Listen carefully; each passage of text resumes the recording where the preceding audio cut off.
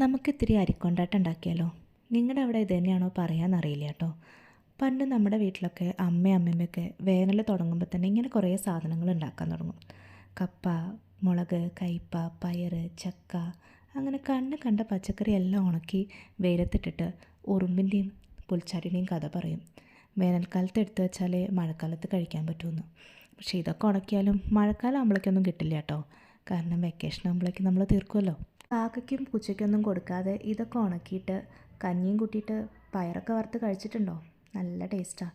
നിങ്ങളെങ്ങനെ ചെയ്തിട്ടുണ്ടെങ്കിൽ ഒന്ന് കമൻറ്റ് ചെയ്യൂ കേട്ടോ. ഇതൊക്കെ കണ്ട് വളർന്നുകൊണ്ടാണോ എന്നറിയില്ല, എത്ര തിരക്കാണെങ്കിലും ഇവിടെ ഫ്ലാറ്റിലാണെങ്കിലും ഒക്കെ ഞാനിതൊക്കെ ഉണ്ടാക്കാറുണ്ട് കേട്ടോ. നമ്മുടെ മക്കളും ഇതിൻ്റെയൊക്കെ രുചി അറിയട്ടേന്നേ. പക്ഷേ ഇപ്പോൾ ഇതുണ്ടാക്കാനുണ്ടായ സാഹചര്യം ചോറ് വെച്ചപ്പോൾ വേവ് ഇത്തിരി കൂടിപ്പോയി. അപ്പോൾ ഞാനത് കളയാൻ പറ്റില്ലല്ലോ. അതുകൊണ്ട് കുറച്ച് മിക്സിയിൽ നല്ലോണം വെള്ളം ചേർക്കാതെ നന്നായിട്ട് പേസ്റ്റാക്കി അരച്ചെടുക്കുക. നല്ല പശയായിട്ട് അരച്ചെടുക്കണം കേട്ടോ. അതിനുശേഷം അതിലേക്ക് മുളക് പൊടി, പിന്നെ ജീരകം, എള്ള്, ഇത്തിരി അയമോദകത്തിൻ്റെ പൊടി. അയമോദകം ഒന്ന് കയ്യിലൊന്ന് ഇങ്ങനെ ഒന്ന് ക്രഷ് ചെയ്തിട്ട് ഇട്ടാൽ മതി. ഒരു കുറച്ച് മതി കേട്ടോ, ഒരുപാട് ടേസ്റ്റ് കൂടിപ്പോണ്ട.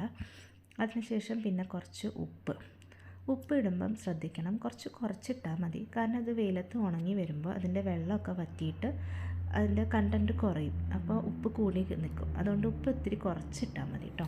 അങ്ങനെ ഇതെല്ലാം നന്നായിട്ട് ഇളക്കാം. നല്ലോണം മിക്സ് ചെയ്യണം കേട്ടോ. നന്നായിട്ട് മിക്സ് ചെയ്തിട്ട് ഇങ്ങനെ കയ്യിൽ ഈ ഒരു കൺസിസ്റ്റൻസിയിൽ ആയിക്കഴിഞ്ഞാൽ എടുക്കാം നമുക്ക്.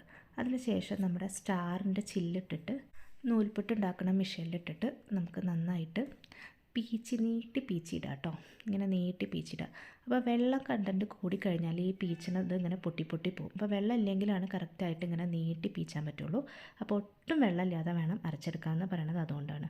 പിന്നെ നിങ്ങളുടെ വെയിലിനനുസരിച്ചിട്ട് 2-3 ദിവസത്തെ ഉണക്കേ ഉണ്ടാവുള്ളൂ. ഞാനിവിടെ 2 ദിവസമായപ്പോൾ തന്നെ എനിക്ക് നല്ല ഡ്രൈ ആയിട്ട് കിട്ടി. പിന്നെ ഇത് ഞാൻ പ്ലാസ്റ്റിക് ഷീറ്റിലിട്ടിട്ടാണ് ഉണക്കിയത്. പണ്ടൊക്കെ ഇങ്ങനെ വെള്ളം മുണ്ടിലിട്ടിട്ടാണ് ഉണക്കിയത്. പക്ഷെ അത് പറിച്ചെടുക്കാൻ നല്ല പാടാട്ടോ അങ്ങനെയാണെങ്കിൽ. അപ്പോൾ ഇങ്ങനത്തെ നല്ല വൃത്തിയുള്ള ഷീറ്റിലിട്ടാൽ മതി. അപ്പോൾ ദേ നല്ലോണം എണ്ണ ചൂടായിട്ട് ഇടണം കേട്ടോ. എന്നാലാണ് നല്ല പൊള്ളി വരുള്ളൂ. എണ്ണ ചൂട് കുറവാണെങ്കിൽ അതിങ്ങനെ കല്ലിച്ച് കിടക്കും. അപ്പോൾ നല്ല ചൂടുള്ള എണ്ണയിലേക്ക് ഇട്ടിട്ട്, അധികം വേവൊന്നുമില്ല, പെട്ടെന്ന് തന്നെ ഫ്രൈ ആയി കിട്ടും. നല്ല സ്വർണ്ണ കളറാകുമ്പോൾ നമുക്ക് എടുക്കാം കേട്ടോ. ഇതേ നല്ല കറുമുറ കൊണ്ടാട്ടം റെഡി ആയിട്ടുണ്ട്. ഒരു കെമിക്കലും ഇല്ല, ഒന്നുമില്ല. നമ്മുടെ കുട്ടികൾക്ക് സേഫായിട്ട് കൊടുക്കാൻ പറ്റിയൊരു സാധനമാണ്. അപ്പോൾ എല്ലാവരും ഒന്ന് ട്രൈ ചെയ്ത് നോക്കൂ. ഉണ്ടാക്കാൻ പറ്റിയ അഭിപ്രായം പറയൂ കേട്ടോ. പിന്നെ എല്ലാവരും സന്തോഷമായിട്ടും ആരോഗ്യമായിട്ടും ഇരിക്കും.